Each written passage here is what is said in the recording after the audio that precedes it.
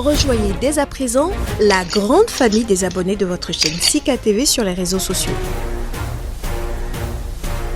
Sika TV, le vrai visage de l'actualité en Afrique, est en direct et en replay sur YouTube. Abonnez-vous et cliquez sur la cloche de notification pour ne rien rater. Nous sommes également présents sur Facebook et sur Twitter.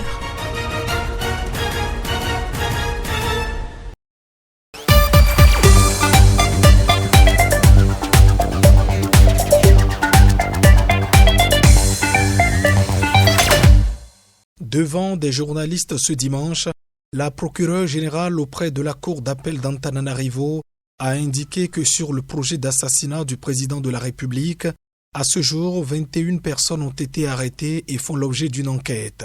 Parmi les 21 personnes arrêtées, 12 sont des militaires et gendarmes en activité, dont 5 généraux, 2 capitaines et 5 sous-officiers.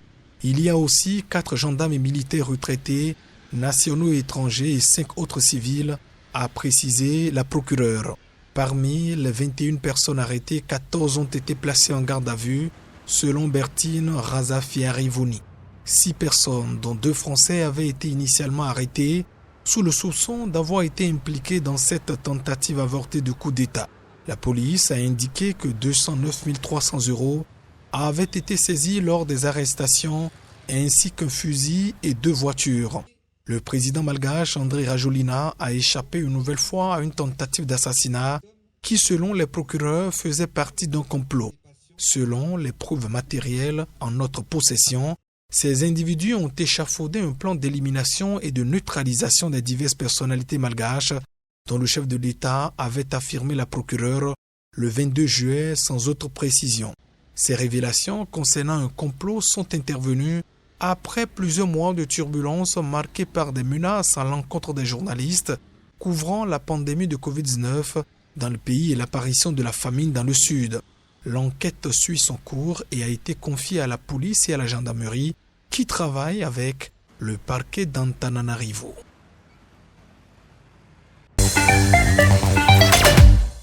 Le président zambien Edgar Lungu a autorisé l'armée zambienne, l'armée de l'air et le service national zambien à aider la police à faire face à la situation sécuritaire à quelques jours de la présidentielle du 12 août. Des poches de violence ont été signalées à Lusaka et dans d'autres provinces où des partisans du Front patriotique et du Parti unique pour le développement national se sont notamment affrontés avec des machettes et des haches. Bien que la commission électorale ait interdit les réunions électorales en raison du Covid-19, des affrontements entre partis politiques rivaux se sont poursuivis face à des forces de police pas assez nombreuses. Le maintien de l'ordre public est une corvée quotidienne de la police, mais elle a parfois besoin de l'aide d'autres services de sécurité, a ajouté le président zambien. Dans un rapport publié fin juin, Amnesty International avait mis en garde contre les répressions brutales de toute opinion dissidente menée par le président zambien, qui menace, selon l'ONG, le déroulement de la présidentielle dans un pays où les droits humains sont en crise. Des organisations de la société civile ont qualifié le déploiement de l'armée de dernier recours du pouvoir. Laura Miti, directrice d'une ONG, a jugé le déploiement de l'armée inexplicable du point de vue de l'état de droit. À 64 ans, l'actuel président est candidat à un second mandat controversé. Il avait été élu en 2016 à l'issue d'un scrutin dont les résultats ont été contestés par l'opposition. Le principal rival de Lungu, Hakainde Hichilema, a été arrêté à plusieurs reprises depuis qu'il a commencé à briguer le fauteuil présidentiel. L'ancien président ivoirien Laurent Gbagbo a, au cours d'une rencontre avec une centaine d'épouses de détenus emprisonnés durant la crise de 2010-2011, insisté lundi pour que ces prisonniers qu'il qualifie de politiques soient libérés. La question avait été abordée par Gbagbo lors de sa rencontre le 27 juillet avec Alassane Ouattara, au cours de laquelle il avait transmis au chef de l'État une liste de 110 détenus. Dans la liste figurent à la fois des personnes arrêtées après la crise, mais aussi des personnes interpellées en 2020 lors de la dernière campagne présidentielle et en juin dernier en marge du retour en Côte d'Ivoire de Gbagbo. Le point actuel de mon programme, c'est de me battre pour la libération des prisonniers d'opinion.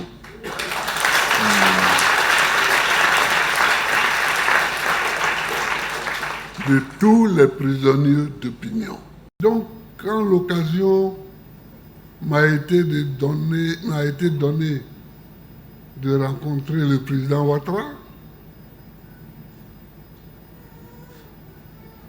je lui ai posé un seul problème: la libération des prisonniers. Il ne m'a pas dit non.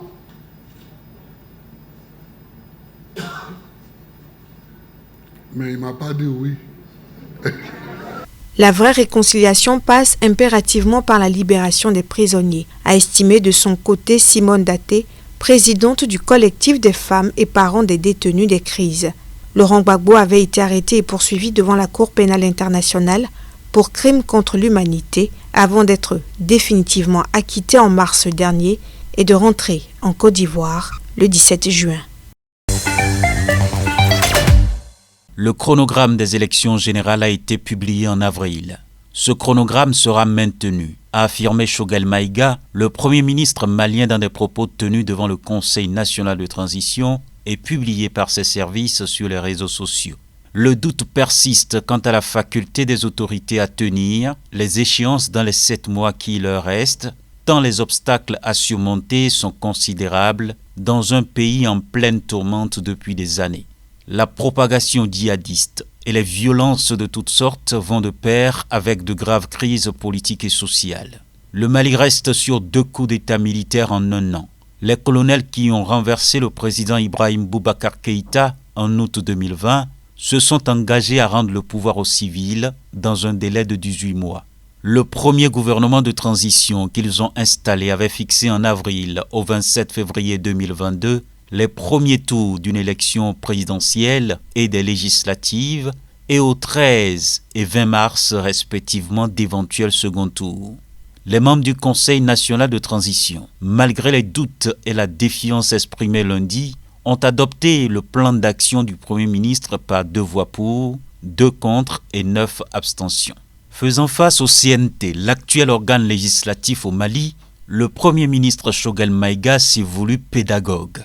Il a défendu ce projet conçu par son gouvernement qui fixe le cap de l'exécutif pour le reste de la transition.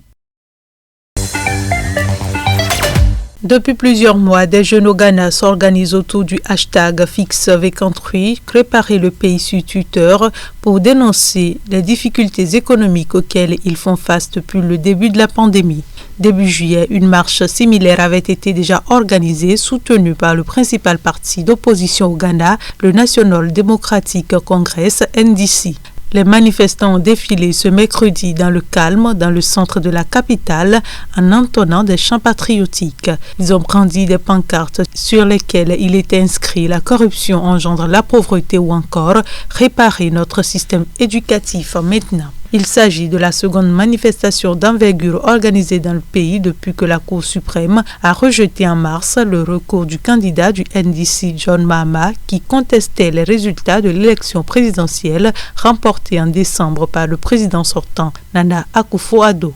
Face au poids croissant de la dette publique et aux retombées de l'épidémie de coronavirus, le gouvernement a imposé de nouveaux impôts qui, conjugués à la hausse des prix du carburant, ont provoqué le mécontentement de nombreux Ghanéens, résumé par le hashtag #FixVécantrui. Depuis les années 2000, ce pays de 30 millions d'habitants riche en or, cacao et plus récemment pétrole a connu une forte croissance. Mais certaines régions, notamment dans le nord, continuent de vivre dans le plus grand dénuement. La crise provoquée par le coronavirus a durement touché le pays dont la croissance en 2020 s'est établie autour de 0,9% selon le FMI, soit le taux le plus bas depuis plus de 30 ans. Cette ville, selon l'accusation, l'étudiant inscrit dans une université dans le nord du pays et sa copine ont été placés sous mandat de dépôt ce lundi soir dans une prison de Diourbel située au centre après 2 jours de garde à vue, a affirmé ce mardi Maître Sirigné Ndiang. Le couple doit être jugé le jeudi 5 août en flagrant délit pour fraude aux examens et complicité de fraude par le tribunal de Diourbel, a ajouté l'avocat. Des photos postées sur les réseaux sociaux montrent l'étudiant vêtu d'une robe rouge avec des motifs noirs portant un voile aux mêmes couleurs ainsi qu'un châle noir pour tromper la vigilance des examinateurs. Il a été surpris samedi au 3e jour de l'examen du bac lors de l'épreuve d'anglais par les surveillants qui, selon la presse, ont remarqué que quelque chose n'allait pas dans son accoutrement. Ces derniers l'ont ensuite dénoncé à la police qui l'a arrêté le même jour, ainsi que sa petite amie qui l'attendait dans une auberge de la ville, selon la même source.